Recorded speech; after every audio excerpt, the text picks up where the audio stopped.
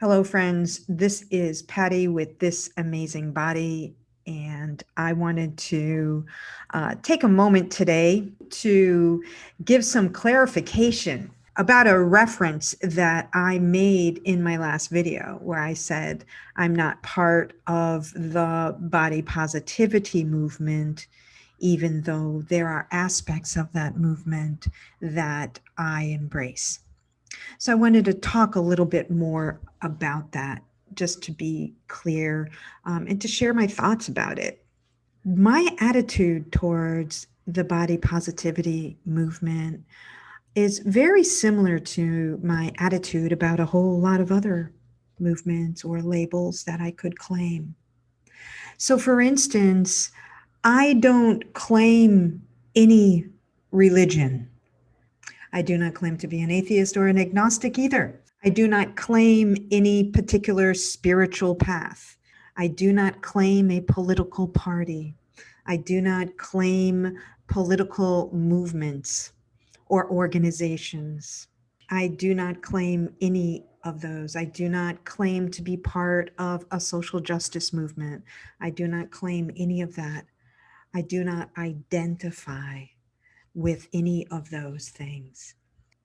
And the reason is because even though there are aspects of many of these movements and many of these belief systems and ideologies that I embrace, but I do not embrace the label, the movement, the organization.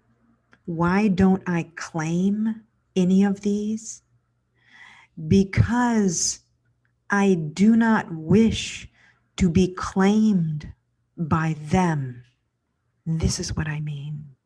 Once you say you belong to a particular group, organization, ideology, then what quickly happens, and see if this is true for you, what quickly happens is that label, that organization, that movement, that political party, that religion, or whatever, then begins to list all of the things, perhaps, that you need to believe, you need to embrace, if in fact you are a member or a follower of that religion, that political party, that movement, that ideology. I do not wish to do any of that.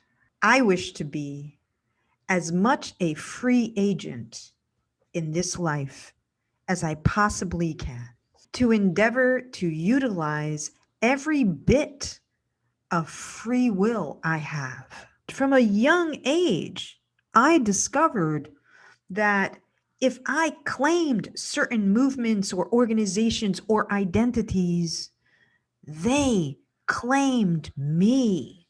I'll give you an example. I came out when I was 17. I'm a lesbian.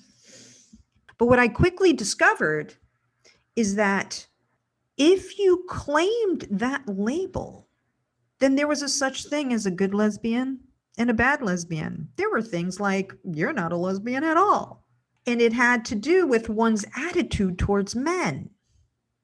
So suddenly, because I claimed that I fell in love with women, there was this whole ideological thing that I didn't even know existed that was wanting to determine how I felt about men. And it influenced me for a while, and it took me a while to move through that.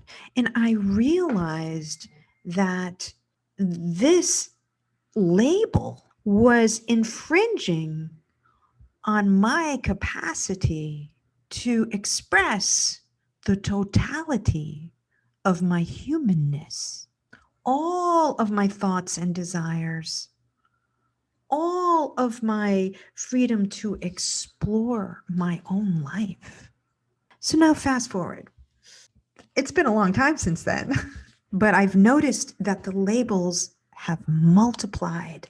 And with the multiplication of all of the labels that you can claim, there is the multiplication of all of the things that can claim you, control you, coerce you, tell you how you should think, how you should behave. That's not for me. There are many aspects of the body positivity movement that are wonderful. I have struggled with my own relationship to my body. My whole book, This Amazing Body, is about that journey. Some aspects of my book will appeal to people who embrace the body positivity movement. But I am not part of that movement, and I will tell you why. I think that, like many righteous responses to the inequities of our society, this response, the body positivity movement, is out of balance. It's gone to the other extreme. And I have seen this in the veganism movement. Veganism is a righteous response to the horrors of factory farming, but extreme. Not everyone can live a vegan life. And as a matter of fact, many people who live a vegan life like it's their religion, that are very attached to that ideology, are doing so at the cost of their own health. They have become zealots. And this is what happens. We see the horrors and the imbalance. We embrace a righteous response. And often in that response, we become zealots in the other direction and embrace ideologies that are out of balance. So the body positivity movement is a righteous response to generations and generations of this media fueled image of what a woman should look like. That has destroyed lives. It's been very, very destructive. So the body positivity movement comes along and basically says, fuck that. We own our bodies. We own how we look. And there's so much about that that's wonderful. I embrace so much of that. However, I also acknowledge that obesity is a health problem in our country.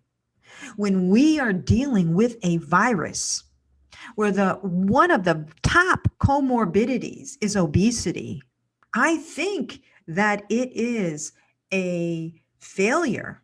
If we are obese and we're saying it's fine to be obese, as a matter of fact, my obesity I accept and you need to accept.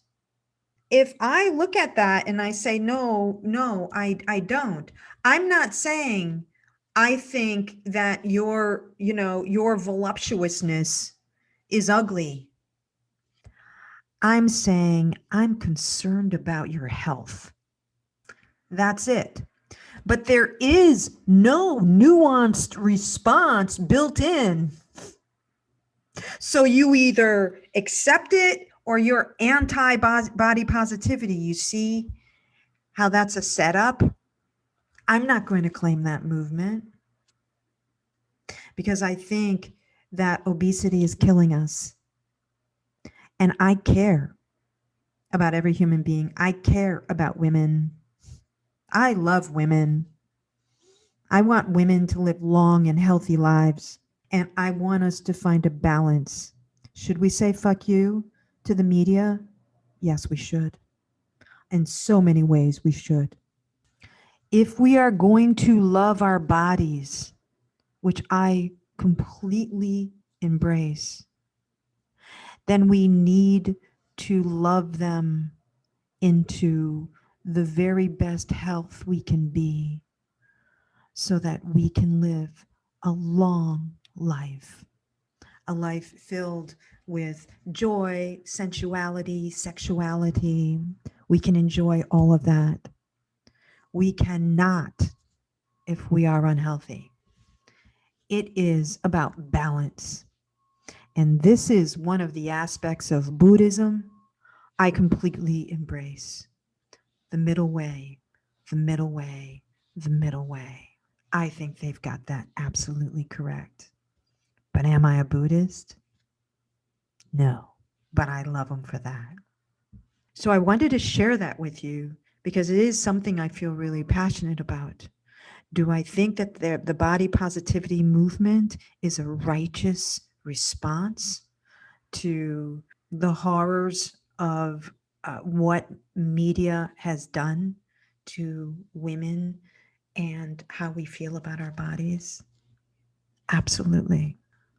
I also think we should love ourselves enough to get into the very best health we can.